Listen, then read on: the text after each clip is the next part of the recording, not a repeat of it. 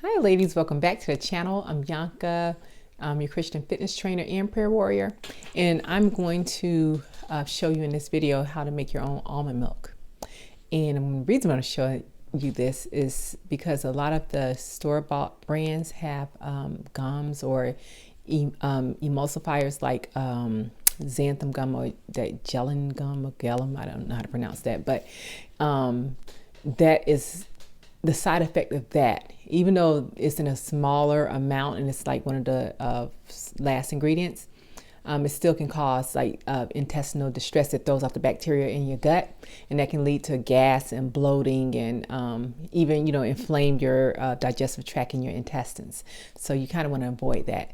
So I'm going to be showing you in just small different little videos how to kind of make your own stuff, because that's what the Holy Spirit has been dealing with me on. He wants his people healthy, and he wants you to know how to do these type of things. So first things first, we're going to do almond milk. And all I did, so this is just the first part. This is almonds. All right. So you want to get raw almonds, and I'm only doing half a cup because I have almond milk in there already in the refrigerator, but I want to show you.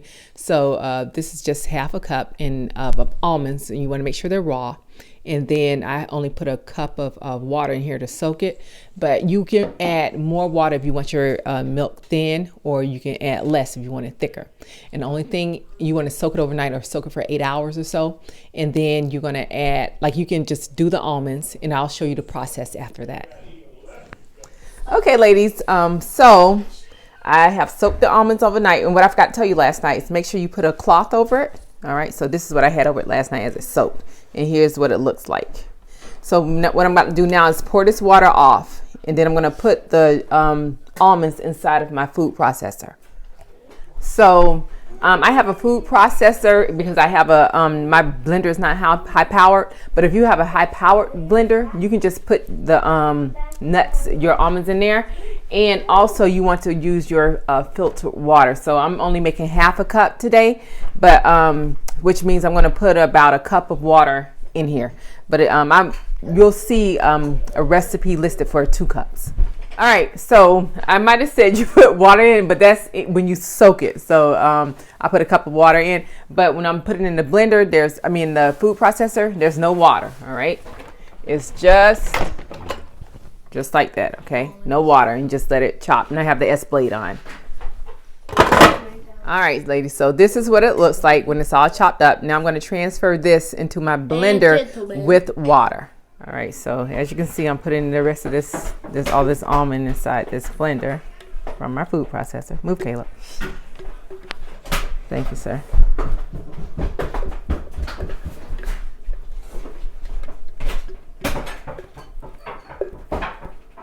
All right, and now it's transferred to the blender. Now I'm going to add the water.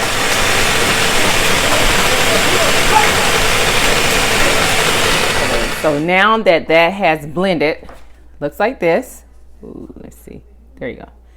Now you're going to need your, you can have cheesecloth, or you'll need a bag. I have this mesh bag. So what you're going to do, this is like kind of how you're going to strain it. I'm going to pour this inside of here, and then I'm going to squeeze it. Okay.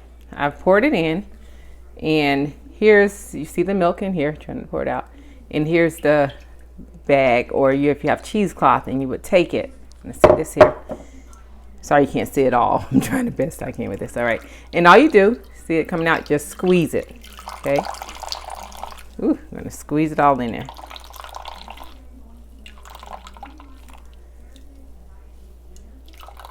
And then you know what you can do. Like I said, I don't need a whole lot because I do have almond milk already. But you can put this back in the blender, put water back into it, and squeeze and squeeze, and those keep continuing to come out this way, so you make as much as you can get out of it. And then we're going to add, I'm going to set this to the side. Like I said, I didn't need a whole lot of milk. Now from here, you'll need your sweetener if you want to. So you're welcome to just drink it as is. I'm gonna pour mine into a jar when I'm done. But here's where you add your sweetener. I'm going to use this agave nectar, but you can use whatever, medjool dates, honey, or maple syrup, or whatever you sweeten your stuff with. That's when you put it in here.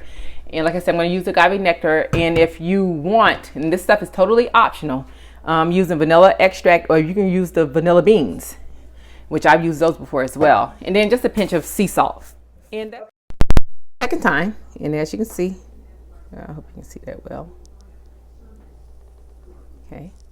Okay, now that the milk is made, I'm going to transfer it into my little jar that I put milk in. Right, got my funnel, the milk, and I'm gonna pour it in here.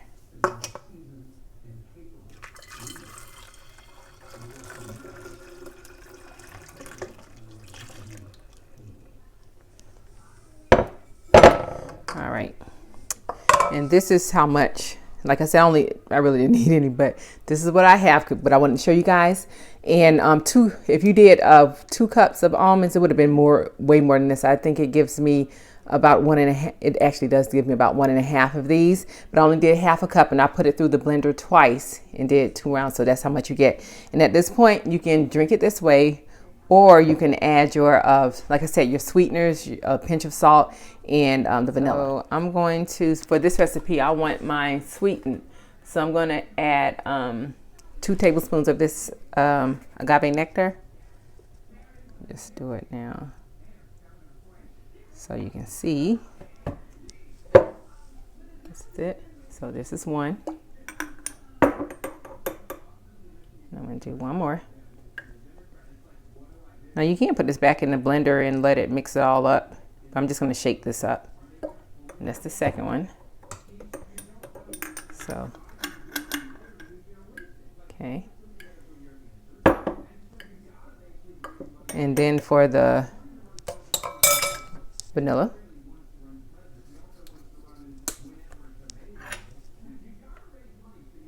And you can play around with this for, your personal taste. So you may not like one of the original recipes that I tried. I did not like it. I had to doctor that thing up. So you have to figure out what works for you. And I'm going to add this little pinch. Like not that much. You only need a tiny bit. You guys can see it, but it's just a little bit. And ladies, that is it. So it's in my jar. Shake it up.